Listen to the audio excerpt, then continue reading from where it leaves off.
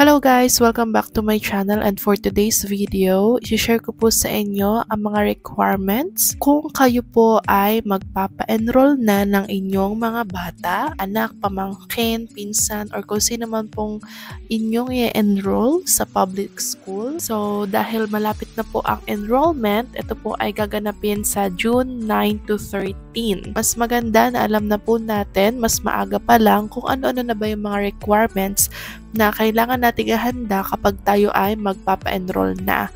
Para at least ngayon pa lang, nagagather nyo na yung mga documents na kailangan nyo. So disclaimer lang po, ang isi-share ko po sa inyo is based from my own research. And keep on watching, at kung bago pa lang po kayo sa aking channel, please subscribe to my channel.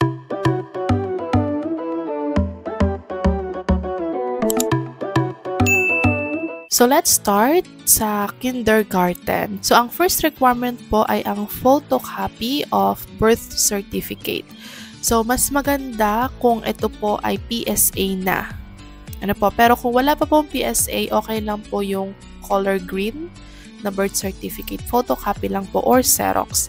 Next, kailangan po ang inyong bata ay 5 years old on August 31, 2025 or before August 31, 2025.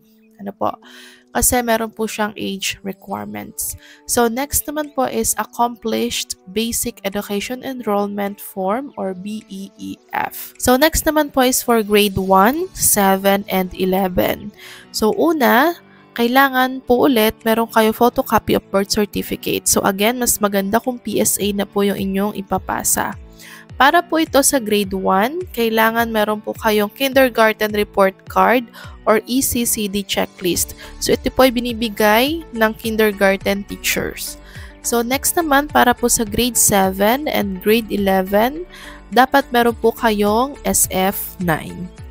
And dito po sa tatlo, kailangan meron po kayong Accomplished Basic Education Enrollment Form or BEEF. Para naman po sa grade 2 to 6, grade 2, 3, 4, 5, 6, and grade 8 to 10, and grade 12.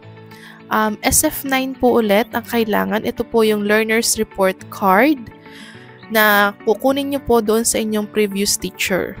Okay? Ito po ay para sa mga transferees. Kailangan po ng card. Next naman po ay ang Accomplished Confirmation Slip. Okay. So, para naman po sa mga ALS or sa Alternative Learning System, kailangan po meron kayong Modified ALS Enrollment and photocopy of your birth certificate. Mas maganda kung PSA na po. At para po sa mga balik-aral and transferees, kailangan nyo din po ng photocopy of birth certificate, SF9 or yung report card nyo kung saan school kayo nang galing. Kailangan po yun. Yung last school na pinanggalingan nyo, yung card. And ang Accomplished Basic Education Enrollment Form. So, minsan may problem kasi syempre mahal din naman pong magpa-akumuha ng birth certificate sa PSA or walang maibigay na birth certificate copy ang mga magulang. So, meron po diyang solution. So, pwede po na in the absence of the PSA birth certificate, you may submit a birth certificate from the local civil registrar. So, ito po ay makukuha nyo sa munisipyo. Or, a barangay certification. So, pupunta po kayo sa barangay nyo, hihingi kayo ng certification, kailangan nakasulat po doon yung pangalan, buong pangalan ng inyong anak, buong pangalan ng mga magulang, at kung kailan po ipinanganak, at ano po ang kanyang gender, male or female. Ito po yung mga requirements kung i-enroll nyo po ang inyong mga anak. So again po, ang ating pong enrollment period ay magsisimula sa June 9 to June 13.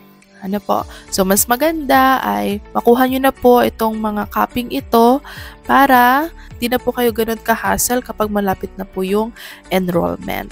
So kung nakatulong po itong video na to sa inyo, so kung meron po kayong questions, pwede nyo din po siyang i-type dito sa ating comment section. And that's all for now. Thank you for watching and goodbye!